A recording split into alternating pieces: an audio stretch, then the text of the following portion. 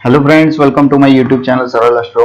आज हम बात करेंगे भावत रत्नाकर का अध्याय 1 वृषभ लग्न श्लोक नंबर 9 और 10 के बारे में। तो शुरू करते हैं आज का सेशन। सबसे पहले हम जानेंगे श्लोक नंबर 9 के बारे में। श्लोक नंबर 9 की संस्कृत स्लाइड मैंने आपके सामने रख दी है। उसके अंदर रामानुजाचार्य कहते हैं कि लग्नस्थो बुध शुक्रो तु सप्तमस्थो गुरु यदि बुधदायस्तु प्रबल योग दो वृषभ जन्मनः। इसका मतलब रामानुजाचार्य कहते हैं कि वृषभ लग्न के अंदर जन्म हो किसी भी जातक का और लग्न के अंदर बुध शुक्र हो और 7वें स्थान में गुरु हो तो बुध की दशा योग कारक होती है। अब कुंडली के हिसाब से हम जानेंगे। मैंने आपके सामने वृषभ लग्न की कुंडली रखी है। उसके अंदर लग्न में बुध और शुक्र विराजमान है, 7वें स्थान में गुरु है। और ऐसी कंडीशन अगर वृषभ लग्न की कुंडली में अगर होती है किसी भी जातक की कुंडली में, तो बुध की दशा जब उसकी आती है तब वो दशा योग कारक होती है। ऐसा लेखक ने क्यों कहा तो वो जानते हैं कि वृषभ लग्न के अंदर बुध जो है वो धनेश और पंचमेश होता है। शुक्र लग्नेश है, लग्नेश द्वितीयेश की युति जो होती है वो धन योग करती है और ऊपर से लग्नेश पंचमेश की युति राजयोग कारक होती है। गुरु नैसर्गिक शुभ ग्रह है और उसकी दृष्टि लग्न और लग्न के जो भी ग्रह है उसके ऊपर होने की वजह से शुभ फलदाता मानी जाती है।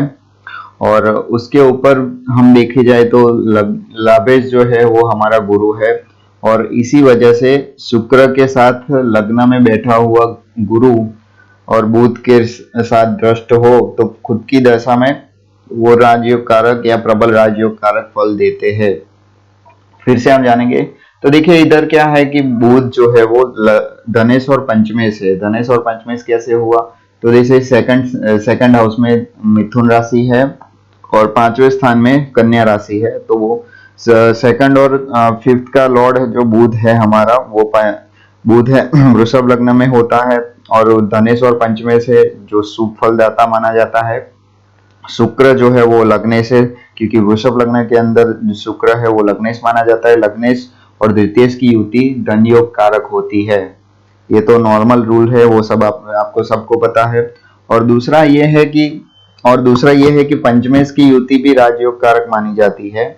लग्नेश और पंचमेश की युति भी राजयोग कारक मानी जाती है। गुरु जो है हमारा वो नैसर्गिक शुभ ग्रह है और उसकी दृष्टि लग्न और लग्न के जो भी ग्रह है तो लग्न के ऊपर गुरु की दृष्टि है और उसके अंदर बैठे हुए सारे ग्रह है उनके ऊपर भी दृष्टि है। इसी वजह से ये भी शुभदाता फल देती है। गुरु लाभेश है, लाभेश की धनेश के ऊपर दृष्टि करना वो भी अच्छा माना जाता है। इसी वजह से यहाँ रामानुजाचार्य ने ये कहा है कि गुरु से बुध दृष्ट होने की वजह से वो अपनी बुध की जब दशा आती है तो वो प्रबल राजयोग कारक बनती है।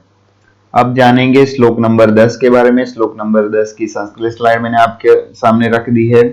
उसके अंदर लेखक कहते हैं लग्नस्थो कुज शुक्रो तो मकरस्थो गुरु यदि गुरु सौम्य दशा काले भाग्यस्याद वृष जन्मनः। तो उसके अंदर लेखक कहना चाहते हैं कि वृषभ लग्न के अंदर जो भी जातक जन्म लेता है उसका मंगल और शुक्र लग्न के अंदर हो, लग्न स्थान के अंदर, और गुरु मकर राशि का हो या फिर मकर के अंदर हो तो गुरु और बुध की दशा भाग्यवर्धक मानी जाती है। अब हम कुंडली के हिसाब से जानेंगे। तो देखिए इधर वृषभ लग्न की कुंडली है, उसके अंदर मंगल और शुक्र विराजमान है। जो हमारा भाग्य स्थान है उसके अंदर मकर का गुरु है और गुरु जो है हमारा वो इधर केंद्र स्थान में बैठा हुआ है। पहले वाले श्लोक जो श्लोक नंबर 9 के अंदर हमने देखा कि बुध शुक्र लग्नगत लग्न के अंदर बैठे हुए थे और सप्तमस्थ मंगल के साथ दृष्ट थे। और अभी जो श्लोक है उसके अंदर मंगल शुक्र लग्न स्थान में बैठे हैं और भाग्यस गुरु से दृष्ट है। तो देखिए इधर आप देख सकते हैं कि गुरु की 5वीं दृष्टि है वो लग्न स्थान में होती है और उसी वजह से इधर हम लेखक ने ऐसा कहा है कि देखिए इधर जो श्लोक है मंगल शुक्र के अंदर गुरु की दृष्टि होती है और हमने पहले वाले श्लोक में भी देखा कि लग्नगत बुध की दशा की जो फल लग्नगत जो बुध होता है उसकी जब दशा आती है तो वो भी भाग्यवर्धक मानी जाती है या फिर योग कारक मानी जाती है। तो इसी वजह से इधर भी ऐसा प्रतीत होता है कि लग्न लग्ने शुक्र के साथ मंगल भी भाग्यदायक होता है। भाग्यगत जो गुरु है वो दृष्टि करने की वजह से विशेष बलवान होता है। गुरु भी इधर लाभेश है और भाग्य स्थान में बैठे होने की वजह से भाग्यदायक बनता है। इसी वजह से लेखक ने ये कहा है कि अगर किसी की भी कुंडली में मंगल और शुक्र लग्न के अंदर हो और मकर राशि का गुरु हो तो गुरु और बुध की दशा भाग्यवर्धक मानी जाती है। तो ये था श्लोक नंबर 10। श्लोक नंबर 9 और 10 आज हमने देखा। उम्मीद है आपको ये पसंद आया होगा और अगर ये वीडियो अच्छा लगा है तो लाइक शेयर एंड सब्सक्राइब जरूर कीजिए। तब तक के लिए मुझे इजाजत दीजिए। Thank you.